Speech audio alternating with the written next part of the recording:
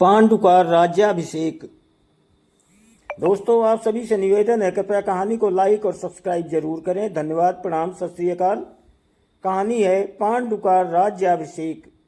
विचित्रवीर अपनी दोनों रानियों के साथ भोग विलास में रत हो गए, किंतु दोनों ही रानियों से उनकी कोई संतान नहीं हुई और वे क्षय रोग से पीड़ित होकर मृत्यु को प्राप्त हो गए। अब कुल नाश होने के भय से माता सत्यवती ने एक दिन भीष्म से कहा, पुत्र, इस वंश को नष्ट होने से बचाने के लिए मेरी आज्ञा है कि तुम इन दोनों रानियों से पुत्र उत्पन्न करो।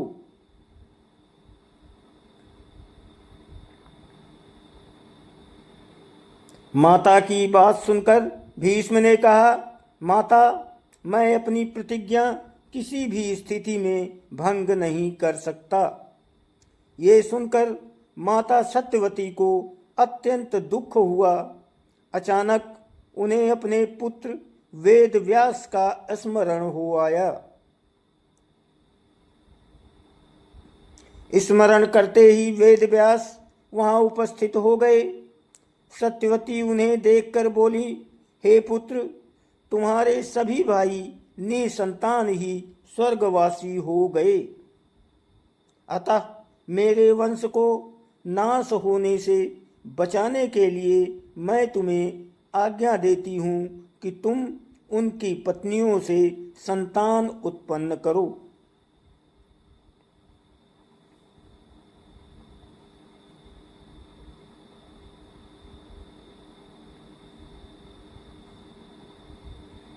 वेदव्यास उनकी आज्ञा मानकर बोले, माता, आप उन दोनों रानियों से कह दीजिए कि वे 1 वर्ष तक नियम व्रत का पालन करती रहें, तभी उनको गर्भधारण होगा।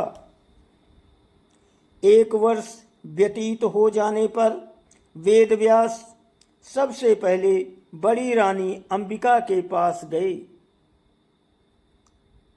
अंबिका ने उनके तेज से डरकर अपने नेत्र बंद कर लिए। वेदव्यास लौटकर माता से बोले, माता, अंबिका का बड़ा तेजस्वी पुत्र होगा, किंतु नेत्र बंद करने के दोष के कारण वो अंधा होगा।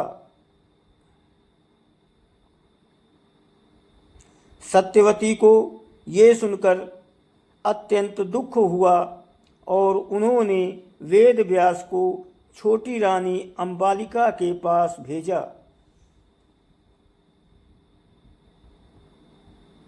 अंबालिका वेद व्यास को देखकर भय से पीली पड़ गई। उसके कक्ष से लौटने पर वेद व्यास ने सत्यवती से कहा, माता, अंबालिका के गर्भ से पांडु रोग से ग्रसित पुत्र होगा। इससे माता सत्यवती को और भी दुख हुआ और उन्होंने बड़ी रानी अंबालिका को पुनः वेद व्यास के पास जाने का आदेश दिया।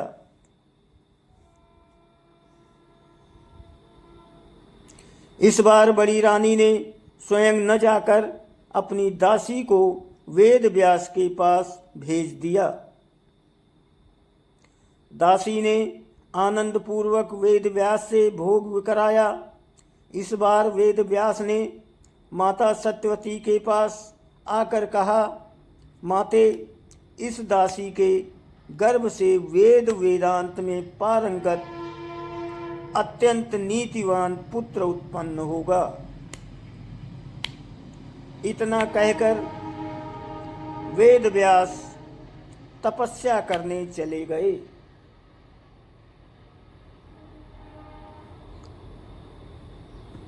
समय आने पर अंबिका के गर्भ से जन्मांध धृतराष्ट्र, अंबालिका के गर्भ से पांडु रोग से ग्रसित पांडु तथा दासी के गर्भ से धर्मात्मा विदुर का जन्म हुआ। धृतराष्ट्र जन्म से ही अंधे थे, अतः उनकी जगह पर पांडु को राजा बनाया गया। इससे उनके दिल में पांडु के प्रति रोष भावना पैदा हुई।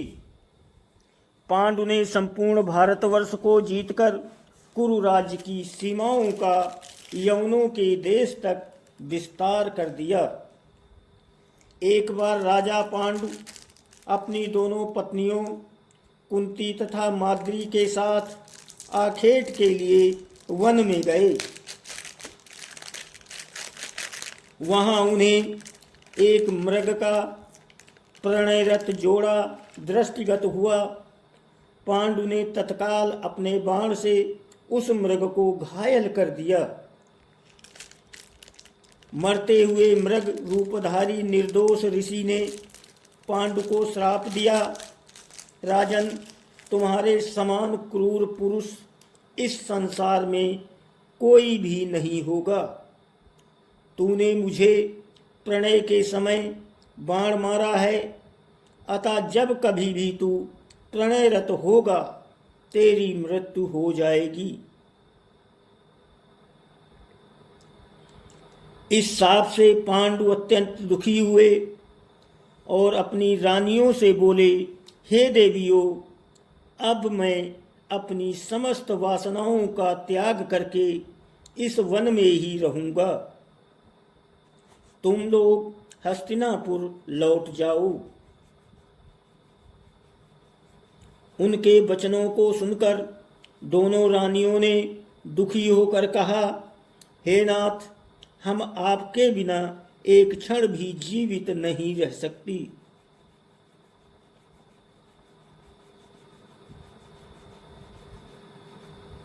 आप हमें भी वन में अपने साथ रखने की कृपा कीजिए। पांडु ने उनके अनुरोध को स्वीकार करके उन्हें वन में अपने साथ रहने की अनुमति दे दी।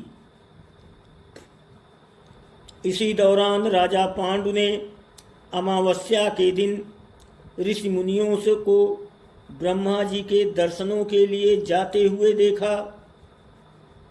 उन्होंने उन ऋषियों मुनियों से स्वयं को साथ ले जाने का आग्रह किया। उनके इस आग्रह पर ऋषि मुनियों ने कहा, राजन, कोई भी निसंतान पुरुष ब्रह्मलोक जाने का अधिकारी नहीं हो सकता।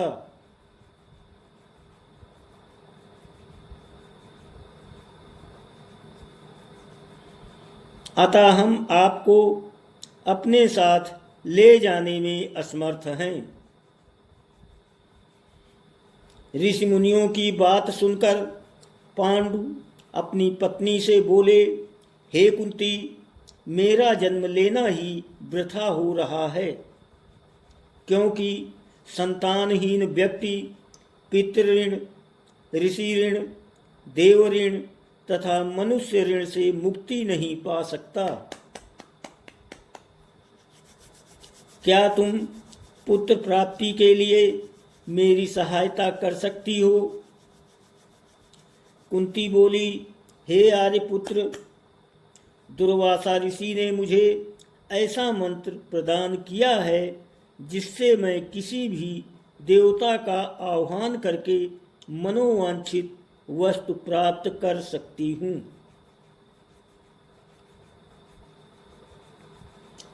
आप आज्ञा करें, मैं किस देवता को बुलाऊं? इस पर पांडु ने धर्म को आमंत्रित करने का आदेश दिया।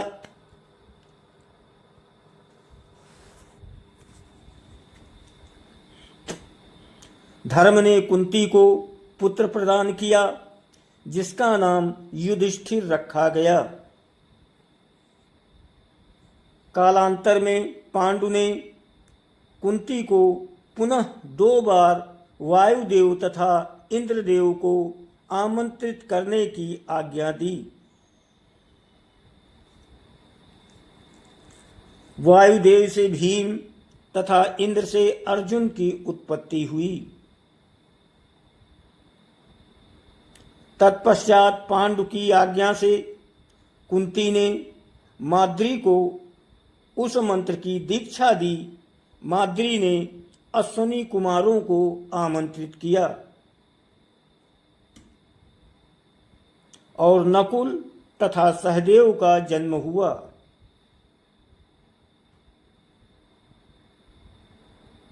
एक दिन राजा पांडु माद्री के साथ वन में सरिता के तट पर भ्रमण कर रहे थे।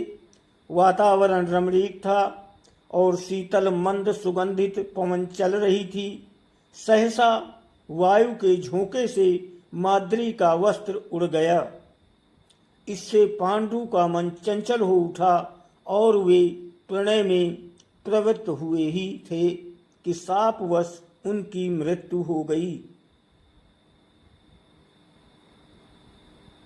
माद्री उनके साथ सती हो गई, किंतु पुत्रों के पालन पोषण के लिए कुंती हस्तिनापुर लौट आई।